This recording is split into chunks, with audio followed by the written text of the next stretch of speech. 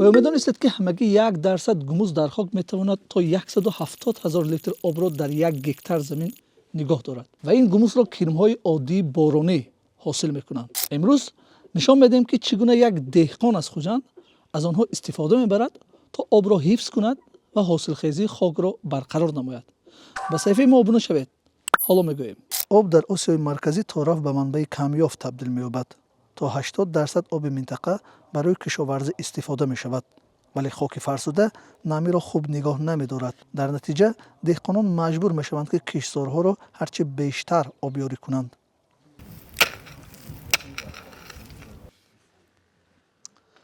در تاجیکستان همگی تقریبا 7% حدود کشور برای کشاورزی موافق است، ولی حتی این زمین ها نیز عصیب اروزیا، شورشوی و ویرانشوی خاک تدریجا حاصلخیزی خود را از دست می‌دهند. رامشد مایوسوفов دهقان از خوجند تصمیم گرفت که خاک را با راهی از جهت اکولوژی بهتر سازد.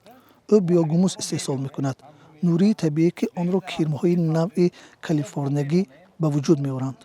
4 سال است وقتی که این فرم ما تشکیل کرده بودیم، اینجا یک جای چی میگوید دشت بیابان بین همین سنگلاخ زور بود. اینجا به یگان چیز نمی‌سبزید نمی‌روید. بعدا ما همینجا کرم پرورش سر کردیم. آب اینجا به خیلی معما است. آب که خیلی معما بود، شب آمدیم پگاه یا پگ دیگر الکای درست پس آب طلب میشد. وقتی که آب نمیدهید درخت خوش میشوند. بعد از اون که ما این کرمای تشکیل کردیم، بیوگوموس استحصال کرده، بخی همین درخت‌ها گردی درخت‌ها همش رو با بیوگوموس سیر کرده شنونیده، هر سال وقتی تیرما آذوقه دهی کردیم با بیوگوموس تنها الکای ما صرفه آب ما یعنی که 2 روز پس آب میدادگی باشیم، اگر 15 روز پس آب میدهیم، لیکن درخت‌ها سبز زیبا نشو نماشون با سرعت تیز، سلامتیشون به نهایت خوب. خاک ملایم و نرمتر می شود و می تواند 20-70% بیشتر نمی را نگاه دارد. یک کرم بارانی تقریبا 1 گرم وزن دارد، اما می تواند هر روز مقدار ارگانیکی را که به وزن خود برابر است کارکرد نماید. پس چی باید کرد؟